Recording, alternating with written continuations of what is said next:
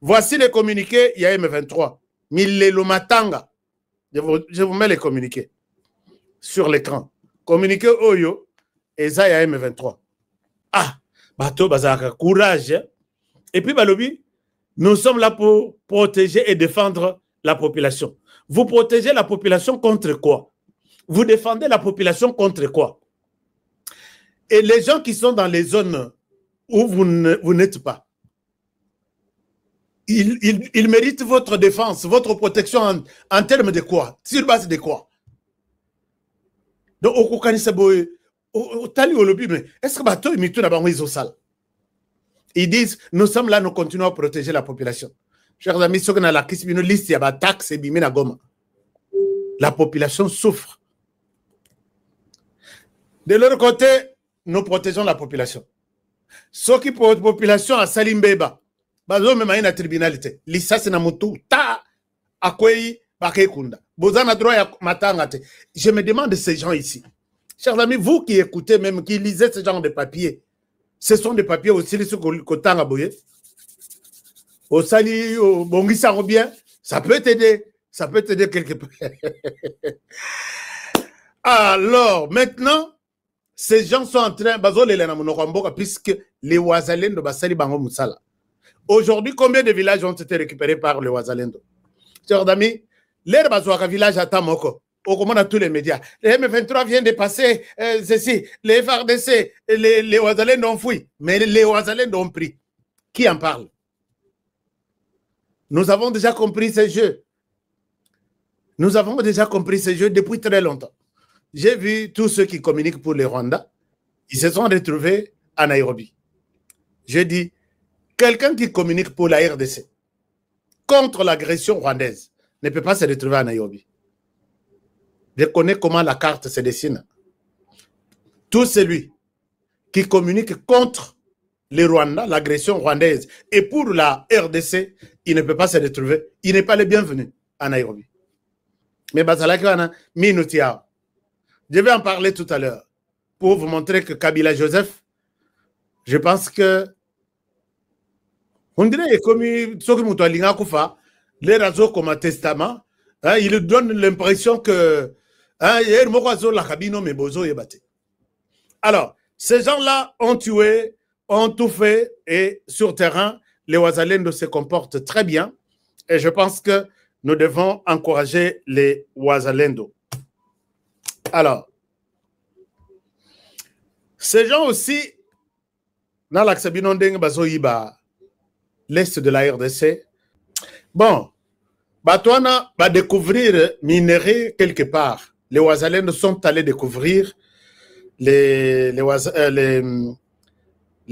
agresseurs quelque part, Nakatia Zamba, Basali Mabulu, Mabuluana, Mikuse Boy, Bazo Bimise minerai. Il y a Ebele.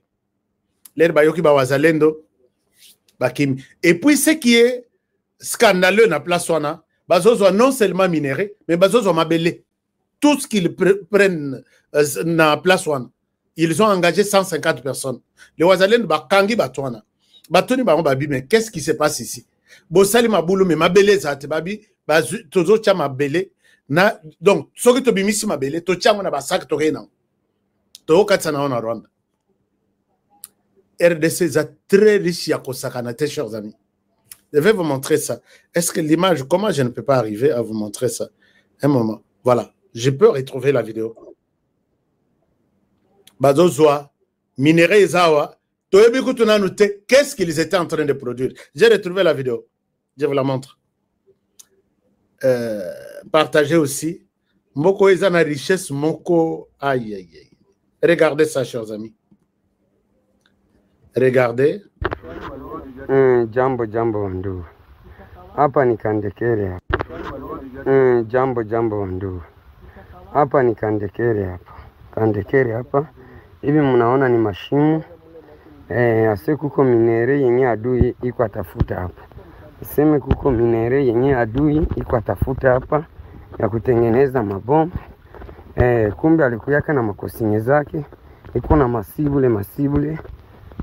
Njoo mie usubuhi wananipigia simu kama viko atengeneza hapa. Adui anapanua mkilima kule yulu. na mimi nashuka kuangalia bale watu. Anduka batu ya Kandekere Kahinga ni batu babaya. Nakuta deja wenye walikuwa tumika hapa wanawapatia kosinye, wanakimbia. Sibakuti, lakini mashimu hizi.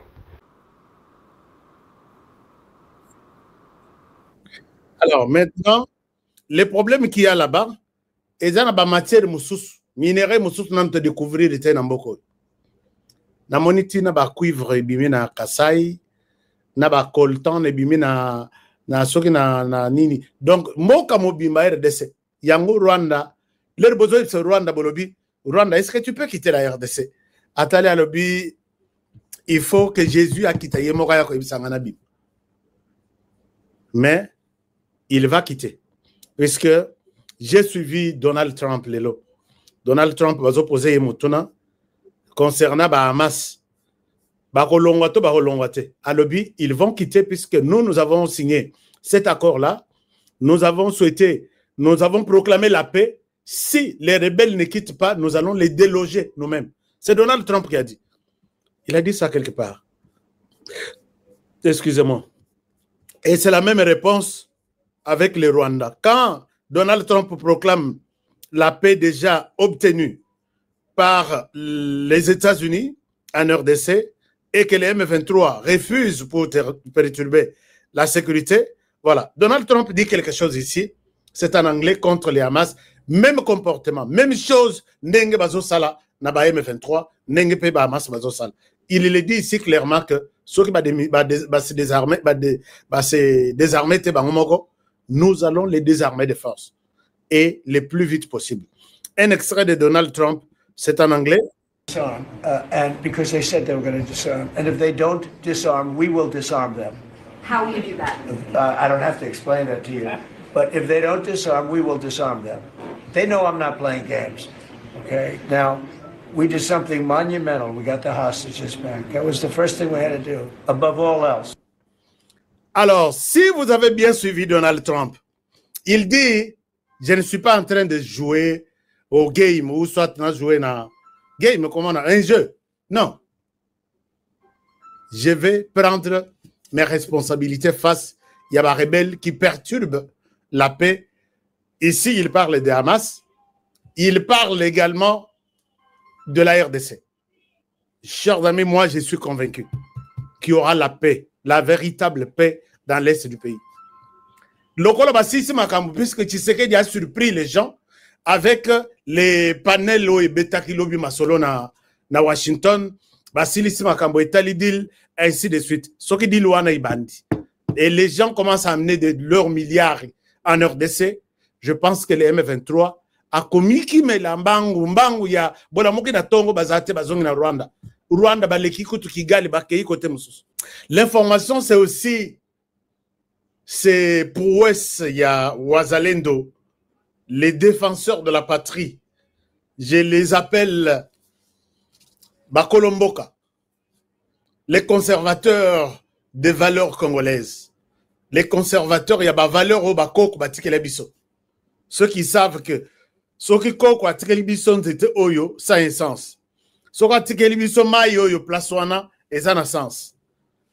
Nous les appelons les volontaires pour la défense de la patrie, les VDP, les Wazalendo. Basali Moussala ya Rosaranate na Walikale, Rwandais, Libanais à Massano. Milelo na Milelo. Botala communiqué M23 à Pessi. Très souvent, ce que M23 a Pessi communiqué. Oh non, les FARDC ont bombardé na zone peuplée. Les FARDC, c'est nous qui aimons cette population. C'est nous à qui appartiennent ces populations. Nous, on ne peut pas détruire un village. On a touché le cœur du problème. Mais les FARDC, nous observons les cessez-le-feu qu'on a signé hier. Nous n'avons rien fait. Tout ce qui est arrivé aujourd'hui, fake news. Il y a Laurence Kanyuka, na Bertrand Bissimois, qui pensent que ce sont les FARDC qui ont fait ça. Non. Si on vous a tué en désordre, ce sont les Wazalendo qui sont des civils comme moi, mais d'autres ont eu l'occasion de tenir des armes et tous les villages défendent ces villages-là. Comprenez comme ça. N'accusez pas, non, les FARDC sont là derrière. Non, tous les jeunes de tous les villages partout où vous passez sont des Wazalendo. Je vous l'ai dit et je vous le répète. Tous les jeunes, partout où vous passez, ce sont des Wazalendo. Vous voulez qu'on vous le dise en quelle langue? N'accusez pas les FARDC. Tu comme une position avec le Rwanda. Sur le plan armé, Toko qui kofu kamisa au Rwanda. Je sais que les autres diront, mais t'as la Taliban. Sur le plan armé, Toko kofu kamisa au Rwanda, puisque tous les mois de septembre, le Rwanda a enterré. Combien chez nous? Nous avons enterré combien? Et nous le faisons chez nous, puisque Tolobi, non, Boulo Salobi, Bochana nous nassé, cessez le feu. Ce qui cessez le feu, on peut mettre le Rwanda à genoux. Chers amis, je suis en train de découvrir Biloko. Et puis, bateau et bazo salelango, ce sont des patriotes. Le bas peut-être Rwanda à mettre la main sur eux, n'enga mesana. N'avait la bino le solo yande konabiso qui pilotait les drones na Kisangani. Kisangani to na Beni Butembo, quelque chose comme ça. Et quand on l'a acheté, à Zongisi drone nabiso, na quand il y a M23, na mitu na bango na 10 mètres, ba betango masasi. Et ils ont pris les images.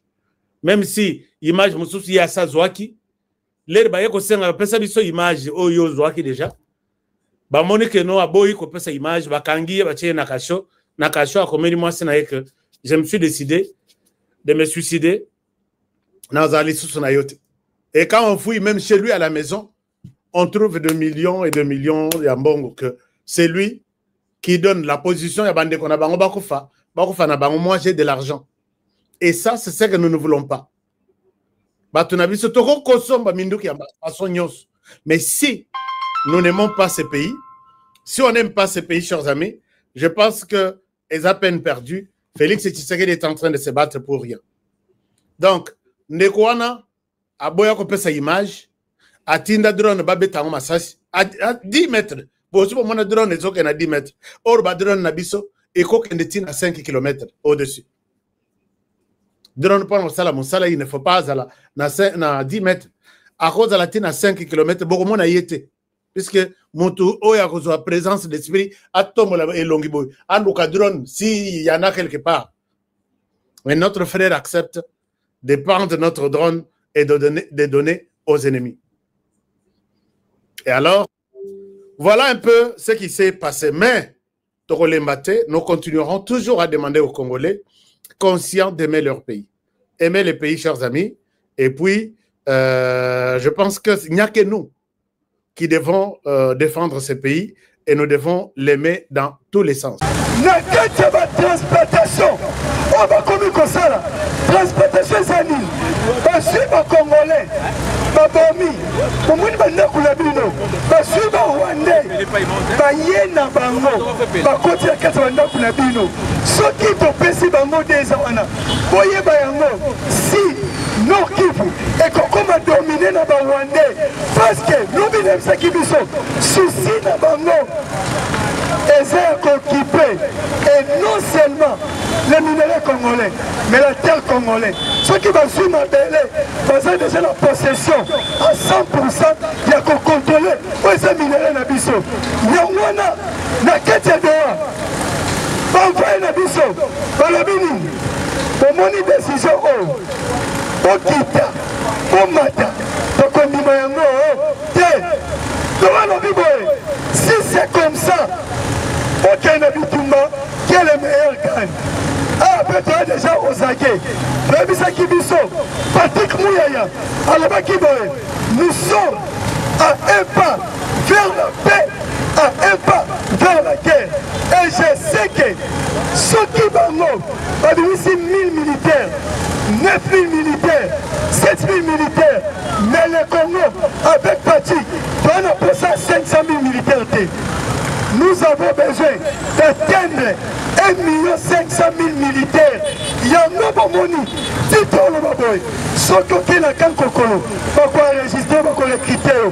soki okei na Pascal na maison commune ya Masina bakoenregistre okei na baka ebele bakoenregistre. Pourquoi? Fatih savait que makambo oyo na kati ya banégociation, oui, on peut aussi trouver la solution, mais solution ya solo ezaka nde okende bitumba ina pesa viva yango wana esali ke na kati ya Doha balobake momentanément basuspendre bapourparler tokende processus ya guerre. Mais processus ya guerre, nous sommes d'accord, nous sommes prêts. Oyeba yango lelo, sans trahison, sans corruption, ata tobini satana Rwanda atikala obeta biso te nazonga sikoyo na eloko nalobi ke communauté internationale aza complice na kati ya bitumba oyo. Oyebi Massad Boulos ye azalaki na Monsieur Paul Kagame, avandaki na Monsieur Paul Kagame basololi na kati ya masolo na bango. Conclusion ni babimisi balobi oh non, on va trouver la paix na kati ya sous-région ya Kala ainsi qu'en Afrique. Natuni Massad Boulos yo yaki na Congo osoli na Pati, oke na Uganda osololi, oke na Kenya osololi, oke na Rwanda osololi. Est-ce que oyebi situation oyo te? Tandis que tous les ONG internationales ya monde, surtout américain, et kotalisa lolenge nini Rwandais bayaka kobola ba Congolais, et puis lolenge nini génocide congolais elobabi na munoko ya Trump. Raison pour laquelle si nous parlons de la victoire diplomatique, c'est grâce à président Tshisekedi à Yekosalake. Aujourd'hui, on parle aussi de la génocide congolais. Il n'est pas ce vivant. Il n'est pas ce vivant. Le Loba génocide congolais, c'est notre victoire. Alors, dans cette oeil, nous collaborons. De préférer si la guerre le président de Chimie alors qu'il y a mon cœur la paix en Afrique peut compter et c'est un M. Paul Kagame à Salanini parce qu'il y a né à sa semeur de troubles. Mais comment au quotidien un semeur de troubles la quête Afrique pour avoir une solution que nous donnons des autres ailleurs. Si la Russie était sanctionnée, alors on allait sanctionner one. Et puis, plus loin, j'ai mon coin international. Et que nous sommes Makuna. Allez, n'est-ce que vous avez ici, Fatina qui est Belgique, dose le résultat. Il faut être clair, dose le résultat. Bateau na moi, basekisi biso. Nabutu, basi Minduki, bakepe sa Rwanda. Mobengi ba pays colonial. Non. Kabad o basango basana ngo. Bakolo ngo banani. Wedo ke amonga ke nega France. Sola ke nega France. Makali se bango zani. Esa ya koluka. Comment RDC a cédé une partie et pas y a Rwandais, mais eloko oyo, Bobsi Bango, Namboka Kimbangu, Namboka Tshisekedi, Namboka Lubumba, Namboka ya Kasavubu, Bakita Bamata, ata 1 cm mabele, tokopesa ngo na mutu, ke malamu kutu, biso ba Kongomani nyonso tosali, tosila. Yango moni lelo amongo comme démon aye na distraction pour la combinaison à Kabila nalobela ngote mais nalobela eloko mo babombi na meeting aérienne o esalemaki précisément na Katanga na ferme ya Kashogo wadi meeting aérienne wana esalemaka mpe awa mais ntango esalemaki bato oyo baza contre Congo boyokaki maloba balobaki ntango meeting aérienne esalemi na Katanga bandeko Moïse Katumbi na bato na ye yoki eloko bamonte balobi non le président Tshisekedi toujours alingi changer constitution esekani Kabila loko esekani Kabila atali acteur majeur mosusu Moïse Katumbi alingi banda posé contre Katumbi yango bomoni amaiti baavion de guerre likolo ya Kashobo toyoki bango malamu ndenge balobi me toyebi ezali si ya monguna ya koya koluka kotia distraction mpona kokanga Moïse Katumbi il faut tobatiele baavion Kabila kutu chef na ye tobaki ye awa tokateli ye mundelo okoya te oyo aza na mbongo koleka ye oyo aza militaire ebongo mpona Katumbi po tobatiele baavion de chance Katumbi abongisaki kaba na ye na mulonde kuna aluka koma akoki koenvahi RDC aluka koma bakokotisa bainfiltre bakopere na Zambie couple ye esimbi te Kongo ezwi na bopete nyonso ekase bakontra na bango eyi komema biso ekase bakontra na bango eye komema biso ya kotinda ye lelo akende na exil me ndenge baza wana obi pourkoi nalobi bongo eya mpona nini bazoluka basubasement oyo ekosala ke balegitime toujours atake ya mabe oyo baolinga osala na Katanga ya kokrele président de la république oyo ezali binemi ya koloba ke otala lolenge akomema gestion na ye otala lolenge azokoincrimine oyo ezali baopposant mais orke na kati ya Congo avec Petit nous sommes libres tambola ndenge olingi loba ndenge olingi Mushebekwa mpe Marie H Mushebekwa alali te ye Pati te alobi baosala kabane mpo na arrestation na ye nalingi koyebisa bango sikoyo boye teke combattant oyo nyonso azokokompote mpo na République démocratique du Congo akita amata soki tosie tokosala nini tokokanga yo atotie balance froid oke wapi olingolinga te tokokanga yo bon mpo tokende siko na koshite tosimba makambo eza ya sécurité il ne peut se vivre tosimba sécurité oyebi makelele eleki mingi na kati ya réseaux sociaux combattant il faut être bidé avec les Rwandais. Les Rwandais balobi Chabin de Kouaï d'ici peu de temps qui nous a quoi.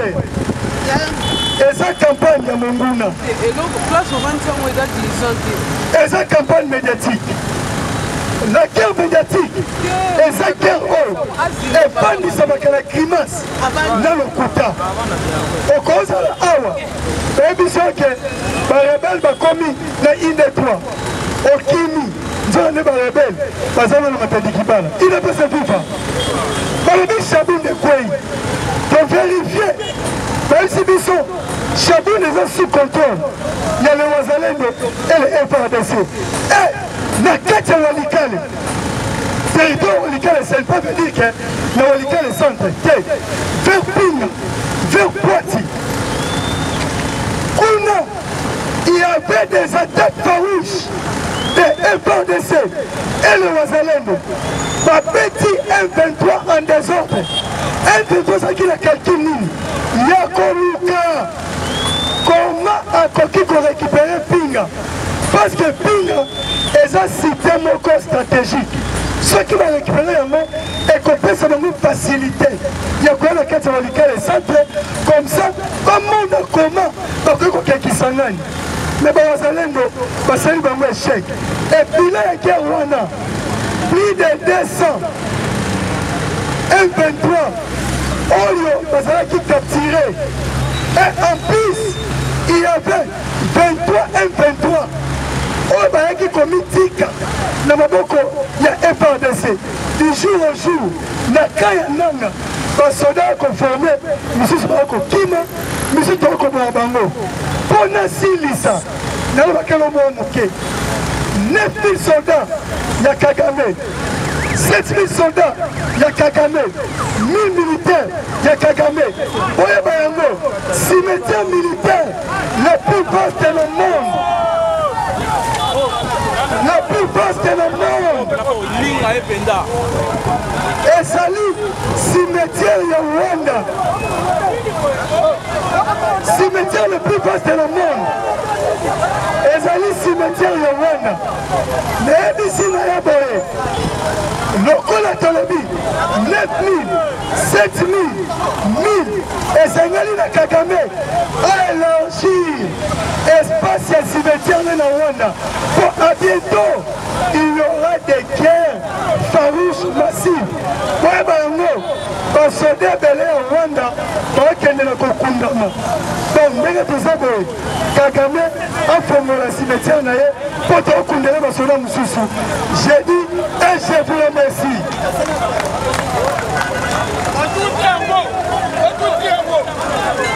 Asseyez pardon à la moto. Mais asseyez pardon. Asseyez pardon, c'est ça. Tous à la bateau, asseyez pardon, ça va. C'est ça gravité. Il déplace Viva. Pour continuer le cadre d'actualité politique. Il y a un rapport des Nations Unies. La ministre de la Tongo. Si vous avez pardon, vous avez pardon.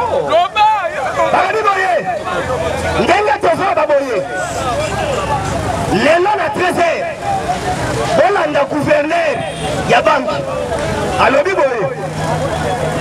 ils ont les calélos, la top Congo. Parce que les gens qui ont été dollar nenge eza koshite boy lukuta egomata alobi boy nazo le kalero na top Congo na 13h boyo kanga olandanga oyo ngana kuluba nena yambo ngana leka na top Congo na lakibino déjà que avant na milekela na top Congo alobi fin du mois oyo eza musika fin du mois oyo eza musika moto okoma na posa franc congolais que dollar abi dollar tozo bambango pende zokita et puis alobi boy kalate bakambiste bozasute ok kalate bakambiste bozasute abi soki oza na dollar na yo yaka na banque oza na dollar na yo yaka na banque c'est ça ok si baseli pardon babi boy soki oza na dollar na yo yaka na banque soki oza na dollar na yo yaka na banque wana wameso aza invité lelo ya Christian Lusakwelo alobi makambo eza bien alobi bazolite abi ekokoma ti ba 15 abi toza déterminé alors peuple congolais oyo bango bomoni banda dollar ebandi kokita lelo so ekiti wasati mopepe moko boye ebandi kolia na Congo ya sika mopepe moko boye akosakana te tala mokonzi ya mboka faso bayambi na Belgique Belgique tombe Belgique ekweyi tombe bazobenga président Félix mokonzi ya Content bazobenga prince de Content bazobenga prince de Content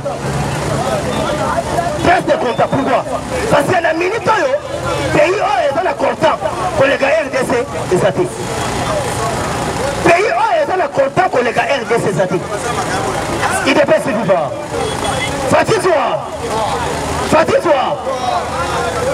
oyoka sikoyo ntango mokonzi ya mboka lobi avoyage alekaki na batongo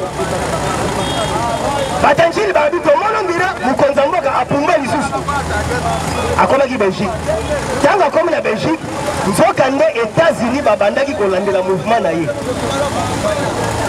moto ya liboso akomaki kuna batindaki ye te ake na ndenge na ye aluka lisolo mais aéchoué Massad Boulos le grand libanais batia bengani ye apati ya Bruxelles Massad Boulos azali na susi nini Massad Boulos ntango akomi na États-Unis ake kobondela ministre ya affaires étrangères belge Le ministre de l'Intérieur a dit pardon. Bino Bokende, bonsoir le président Félix, Ayambanga à 30 minutes, Ayo Katangaï.